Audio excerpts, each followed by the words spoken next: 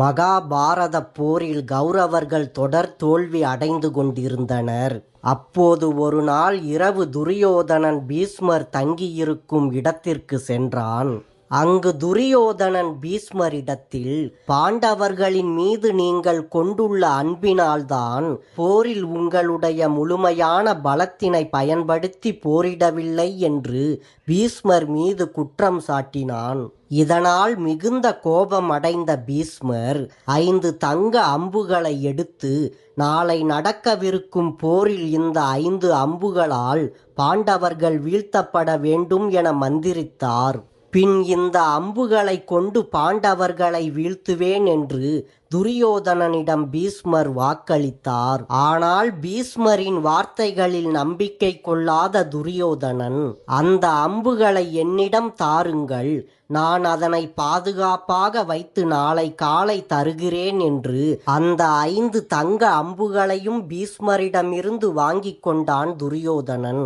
முன்பு ஒரு நேரத்தில் மகாபாரத போர் நடைபெறுவதற்கு சில காலத்திற்கு முன்னால் பாண்டவர்கள் ஒரு காட்டிற்கு நாடு கடத்தப்பட்டனர்.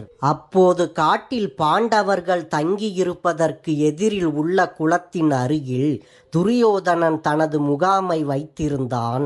ஒரு முறை துரியோதனன் அந்த குளத்தில் குளித்து கொண்டிருந்தான். அப்போது மேலுலக இளவரசர்களும் கந்தர்வர்களும் கீழே வந்தனர். அதில் துரியோதனன் அவர்களுடன் போரிட நேர்ந்தது.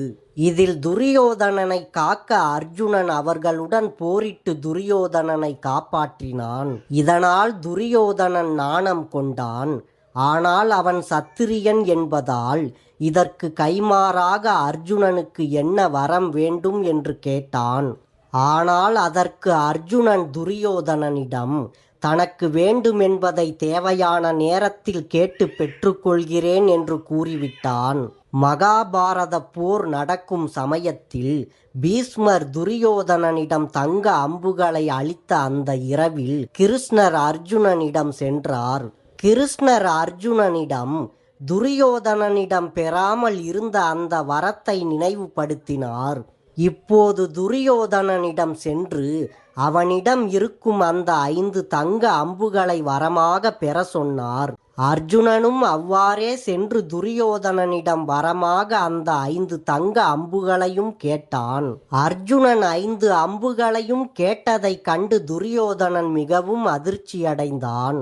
இருந்தாலும் தான் ஒரு சத்திரியன் என்பதால் கொடுத்த வாக்குறுதியை நிறைவேற்ற அர்ஜுனன் கேட்டதற்கு ஒப்புக்கொண்டான் துரியோதனன். பின் துரியோதனன் அர்ஜுனனிடம், தன்னிடம் தங்க அம்புகள் இருப்பதை யார் உனக்கு சொன்னது என்று கேட்டான். அதற்கு அர்ஜுனன், கிருஷ்ணனை தவிர வேறு யார் கூற முடியும் என்றான். பின்பு துரியோதனன் மீண்டும் பீஷ்மரிடம் சென்று மேலும் 5 தங்க அம்புகளை தருமாறு கேட்டான்.